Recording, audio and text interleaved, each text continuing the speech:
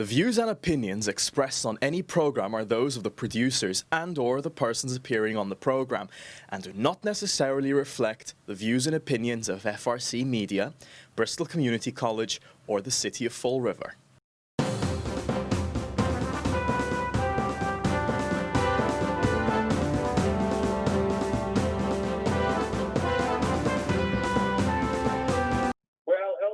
Welcome to Spindle City Straight Talk. I'm Chip. And I'm CJ. And let's begin our show as we normally do now, the new normal, with Commander COVID's report. The City of Fall River has 1,570 positive cases. Another death was reported, which now brings us to 99 dead. Bristol County has 8,107, and Massachusetts has 107,837. So the numbers are going in the right way, according to the governor and according to the mayor. So we'll see what happens. But I'm still wondering if we're going to get hit with a surge from all these protests and whatnot that happened. Yeah, and that's the thing. We look at these numbers, and these numbers you have to interpret the data, because just raw numbers and looking at them, they can be manipulated. As you said, we're getting a spike. Is the spike caused because the disease is running rampant, or because people are ignoring the precautions you need to do to control the disease? And that's the thing. You know, when you got all these people running around in close proximity, and all I know is that from everything I've heard is that the hospitalizations are going down, and we're finding more cases because they're testing more. So, look, the data is, it's really difficult to look at it just on face value and say, well, this is what this means. Right, correct. And the thing is that the federal government just came out with a number of over 20 million people probably have or have had the COVID virus, which makes it very interesting. I know that we're seeing spikes in places like Texas, Arizona, Florida, and those are because of the fact that they ignored all the necessary social distancing, wearing of masks, and and other precautions like that.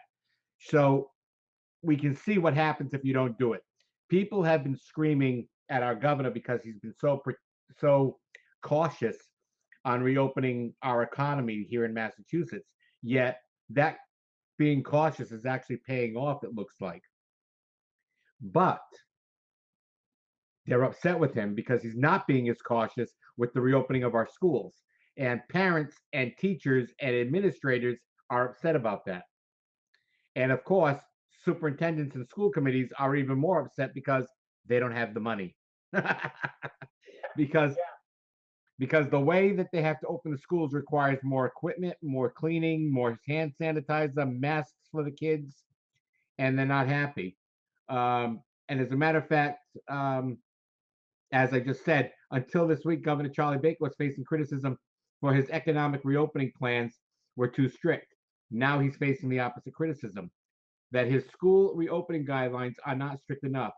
The Boston Herald's Alex Cohen and Lisa Kaczynski and the Boston Globe's Megan Irons and James Vazina report that more than a few school teachers, administrators, and parents are unhappy about the administrators' preliminary guidelines for resuming in-person classes this fall and the current coronavirus pandemic.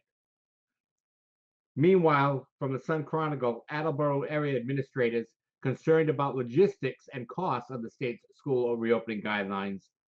From the Worcester Telegram, Central Mass school officials on board for reopening, but money is the issue.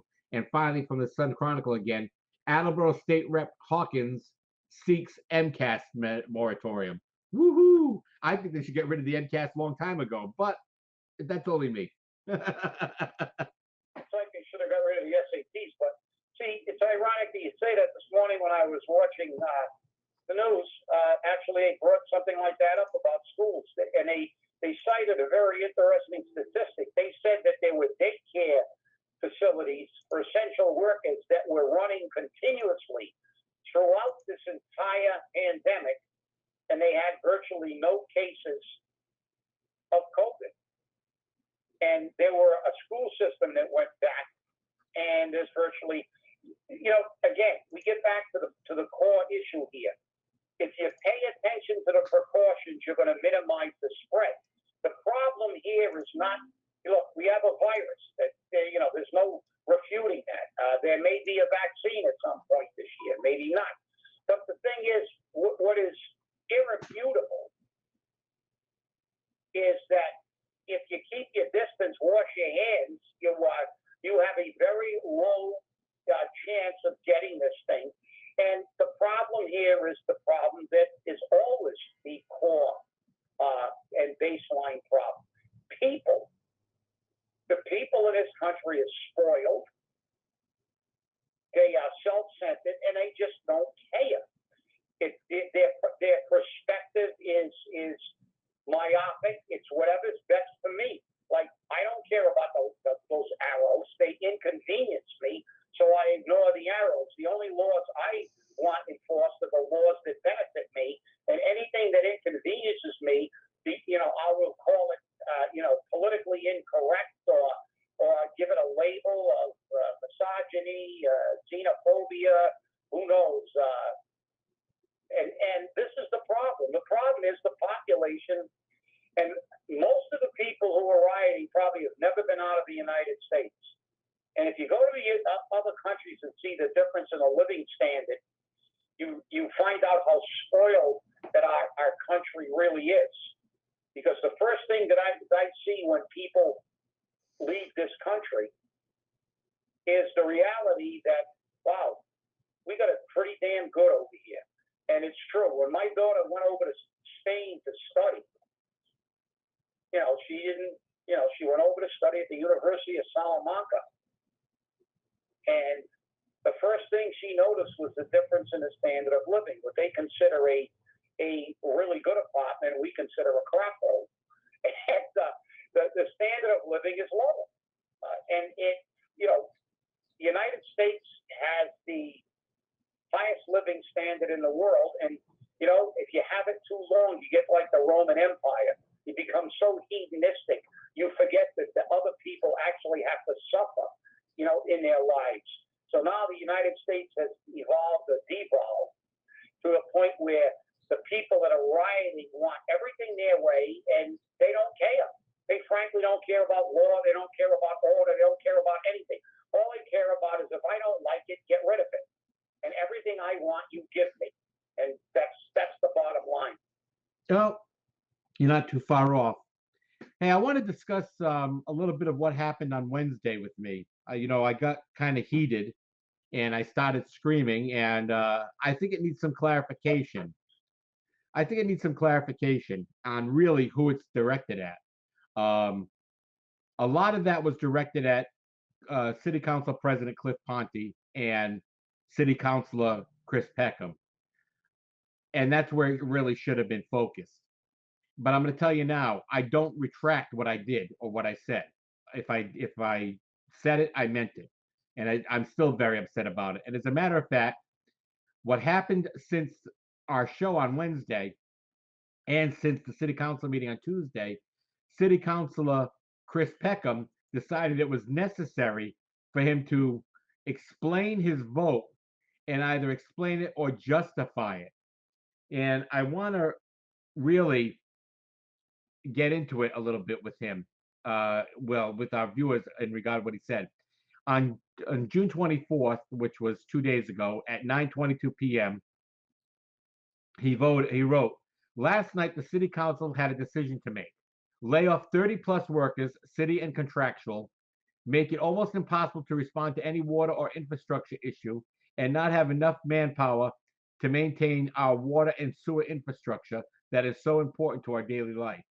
The increase was on water usage that had an impact on the taxpayer of $5 a quarter, which is $20 a year."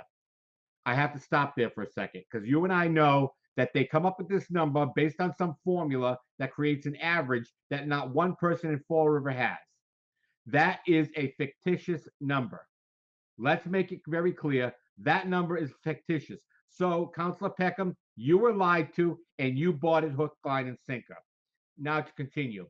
I could not support this. He said, I could not support this, but after getting additional information, it was setting up a structural deficit, a deficit of $364,000 that has to be repaid back to our city's savings, which is the city stabilization account, which it does not have to. So again, City Councilor Peckham is uninformed, has no idea what he's talking about, and former mayor, former state representative Bob Correa made it very clear to him that that money does not have to be repaid. That comes out of the city's rainy day fund or stabilization account, and that's what it's there for.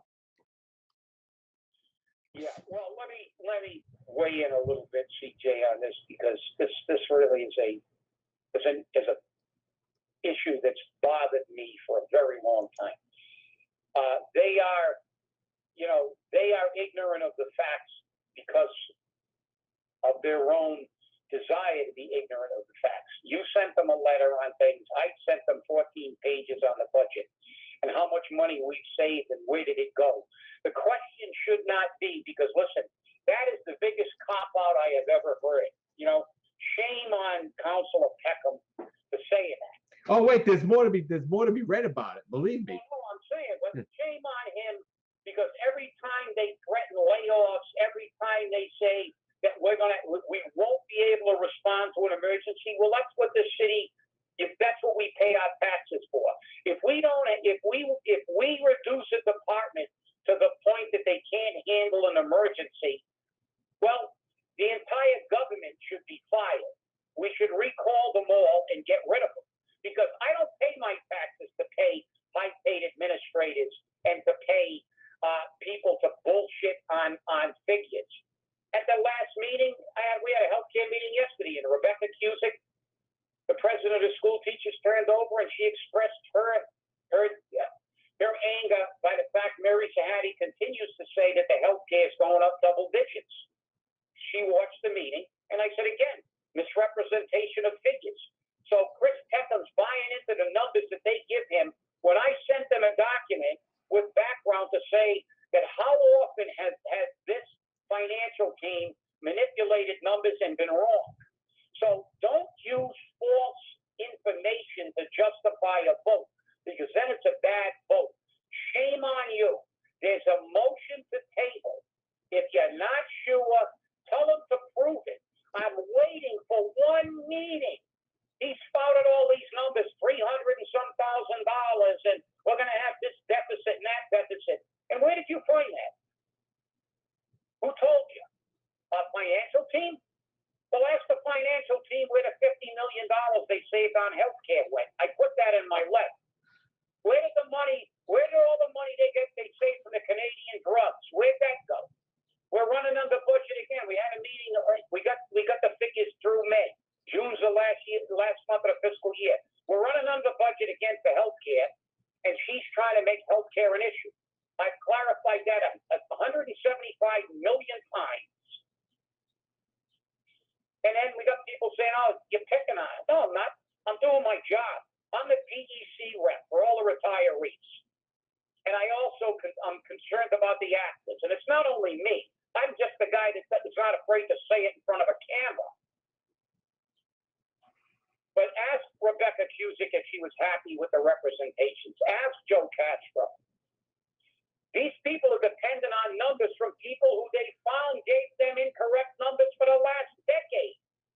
I'm not accepting that as an excuse, Chris. That's not an excuse. That's lack of performance. Do your job. I was up last night till 11 o'clock at night researching a retirement issue for a member, because that's my job. It's my job to try to get everybody in that system as much as they are entitled to. I'm also there to make sure nobody tries to screw the system, because they're screwing everybody in the system. But it's my job to try to get them the best and the most they can get that they have a legal right to in the system. So what did I do? I didn't take this person's recommendation or what this person thinks. I went and researched it. I went and looked up the laws. And then I checked with some people who are experts in the field to confirm it, with not one, but two people who were experts in the field. So you counselors who ignore letters, who ignore the fact that the person whose numbers you've decided to take for your own personal convenience to justify you voting the wrong way, that is not a valid reason. You get the thumbs down on that one. And by the way, the vote was illegal. You can't make a motion to reconsider unless the motion is made by someone on a prevailing side. A 4-4 vote is a tie. There was no prevailing side. It wasn't voted up or it wasn't voted down. The motion was out of order. And I did talk to the president of the city council about this. He wasn't aware of it. And he said, oh, I didn't know that. Well, so in reality, if somebody wants to protest that, they're going to have to re-vote that anyway, because that was an illegal vote. That motion to reconsider was illegal. It was out of order. So, he can use all the excuses he wants, CJ. You were 100% right in your assertion that was not, what he did was not correct. And if we're going to kowtow every time they threaten a layoff, well, we're never going to get anything done. Like we've said it before, if you're going to say they're going to lay off people that they're not supposed to lay off, well, don't fund them. Tell them you're not going to give him his salary.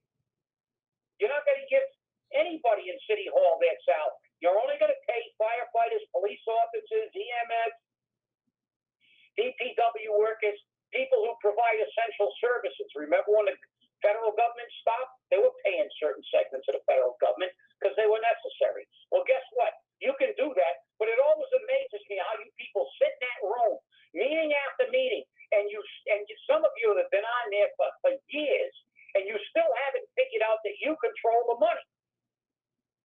There's nothing we can do. Yes, there is. Don't pay the bill. So just look at the boat, right? The lovely boat. Well, let's go back to Mr. Peckham's explanation. Oh yeah, well, go ahead. If we, I'd rather classify it as an excuse. It is an excuse. It is. There's no question about it. And he, like I said, he believes that the money had to be repaid, which we've already explained does not have to be. If we did not move forward with the vote after getting additional information, which we've already now explained that the vote was out of order and potentially illegal, the water rate would, and I love this threat, the water rate would have doubled next year, and next year's fiscal year looks to be even more murky. Last night, I changed my vote after I received additional information that would be and here he goes, my fiduciary responsibility as an elected city councilor to make sure I made the best decisions, and sometimes those decisions are tough ones. Wow. He must have got the fiduciary out of my letter, because I use that word all the time. Exactly. We often take for granted what we are so used to. Clean water to take a shower and do our dishes. Clean water for restaurants, so you and they can be successful. I asked the question during the meeting. If you couldn't stay up all 6 hours, I don't blame you. Will there be an increase every year to the taxpayer for the next step of the water department project? I was told yes. I found it wholeheartedly not only fiscally responsible, but morally responsible to change my vote. So that there was just a $20 increase, again, a lie, throughout the year instead of a $40 to $60 increase next year. Wrong. It's going to be more like a $60 to $100 increase this year. Also, being public safety minded, 2 of the layoffs proposed were 2 men that are one of the only ones that keep our reservations, fire trails clear and passable. Don't give me this layoff bullshit, okay? That's crap. Guess what? Mr. Peckham, there's going to be a significant budget cut on state and local aid. There's going to be a significant budget cut, which means police and fire and even some teachers may get laid off. And you're going to have to vote on that. And you already said, I will not vote on any budget that has any public safety layoffs. You're going to have to because it's fiduciarily responsible. Don't you understand that? You have to make the hard vote sometimes. And the vote you made on Tuesday, regardless of whether I liked your vote or not, the vote was illegal. The vote was illegal. And for Council President Cliff Ponte to say he was not aware that it had to be the prevailing side is a bold-faced lie, because he's even said it numerous times in the city council chamber that only the prevailing side can make the motion to reconsider. He wanted that. That's why he did it. Oh, here I go. I'm getting heated now. Now I'm getting heated. His explanation to me was he thought that there was a prevailing side. By being a tie, it died. It didn't die. It's just in limbo until you actually get a vote. So there was no prevailing side. If you go by the way the language is, there has to be a prevailing side, which means some side has to win. It wasn't a tie. So ties or not, there's no prevailing side. But listen, this is all, Peckham is just using every rationalization. He has a fiduciary responsibility. If you do, Mr. Peckham, why haven't you called out Mary Sahadi on improper numbers? You know that the healthcare increased 5.7%, not double digits. Why haven't you called the city out on never tightening their belt? Why haven't you called them out about all the positions we've added in administration and the automatic pay raises and the cost of living raises that we have in our contract? You say now that you were against fee increases, but now you are totally fine with the fact that we're going to increase fees forever in the water department because that's the responsible thing to do. No, I beg to differ. The responsible thing to do is make sure that every single penny in this city is spent correctly so we have enough money to do what we have to do without continually raising taxes. We know that's bullshit because remember, they said we needed a debt override to pay for the school and we didn't. And as soon as the debt override got passed, so what are they going to use it for now? To shore up their excessive spending. We never stop spending. Mr. Peckham, you're there to ensure that the money is spent correctly. And if you're going to kowtow and succumb to threats all the time and be coerced into voting against the people, then you really shouldn't be there because you're not being fiduciarily responsible. And I offered to meet with you and explain this stuff to you. I sent you a letter and all councilors a letter. And in that packet was a letter I sent to the Transition Financial Subcommittee, which laid this stuff out in fairly decent detail. This city has not been fiduciarily responsible since the Ice Age. That's the problem. Look at the city of Fall River. 35 years ago, we had 100,000 people. We had a fire department of 300 men, a police department of 300 men. DPW was triple its size. We did our own snow plowing. We did our own trash pickup. We had a ton of city employees. The school population was much larger. And the mayors had a secretary. No chief of staff, no special assistant, no public relations. We didn't have a CFO and we didn't even have a city administrator. Actually, the first city administrator was Alan Civil. Not that I don't think we need it, but I truly believe we don't need this government. I have always been an advocate for a Type B charter. The mayor's office should be ceremonial because that's what they are. They're like the Queen of England. You just take a picture of them, let them cut ribbons, and pay them $20,000 a year, like they do in Worcester. We need somebody that's hired to manage our money and manage it properly. We need a city manager. This mayor form of government is crap because this is what we get: politics, shame. Shame on the council. You continually accept figures from somebody that has a decade-long history of giving improper numbers, and they're still giving it. In spite of the fact that PEC meeting, you were told about the PEC meeting and told, look, it said right there where her sitting in the room was 5.7, and she's still talking about a number other than 5.7. And at yesterday's meeting, it was reiterated it's 5.7 because Rebecca Cusick asked the question. So you're going to depend on false figures and false narratives to support your vote. And if that's the case, I think you're not doing your job. Because one thing I've always done is my homework. And you're supposed to do your homework. If you want the job, do your homework. Don't try to you're saving us from our own stupidity. Well, what's interesting is, number one, he's a newbie, and he's going to say, he's willing to say, or could possibly say, that because he's new, he's still trying to get his feet wet, and he doesn't know how all of this is done, and he's got to figure it all out. No, when you got elected, that was it. You should have known how it was done.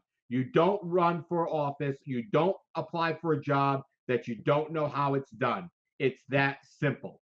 It is that simple. You ran for it. You got the job. Trottley is the same way. He's trying to conserve, taxpayer dollars, which is great. I appreciate that. But then he goes off on these tangents at times, and I'm wondering where he's going to, especially when it comes to environmental issues. So we want a city government that represents the people, not represents the city government. CJ, they're talking about being new, but I don't care how new you are. They were given a letter that said that number that Mary Sahadi portrayed in front of council was incorrect. They were given a video that showed that she was in the room when it was 5.7%. And I can ask you, they've had that for weeks. Did one person, new, old, or ancient, on that city council confront Mary Sahadi about that number, even though they knew and they have documented proof? No. It's 5.7. So don't give me that bullshit about numbers, because they all know, and not one person ever attempts to call her on anything she presents. They just let her get up there and bullshit. I agree. I'm entitled to my opinion, and that's my job. As the PEC rep, it's my job to hold her feet to the fire, because I still haven't gotten the numbers that I requested when Coogan first took over. And that is a violation of the law. I have a right as a PEC rep for those numbers, and I still can't get what I need. So you know something? I'm going to stay on it until I get it or something happens. You're like a dog with a bone, that's for sure. Well, it looks like we're out of time, people, or about to be out of time. I appreciate you watching. I suggest you contact Christopher Peckham and tell him how unsatisfied you are with his vote, and don't let him lie to you. Make him be aware that he is being lied to, and that he is what part of the problem that Fall River has, and that maybe he's not going to get reelected in 2 years. Thanks for watching. Stay safe, stay angry, and hold your politicians' feet to the fire. There's no doubt about it. It's either good government or new government. Remember that. Thanks for watching. Have a great day.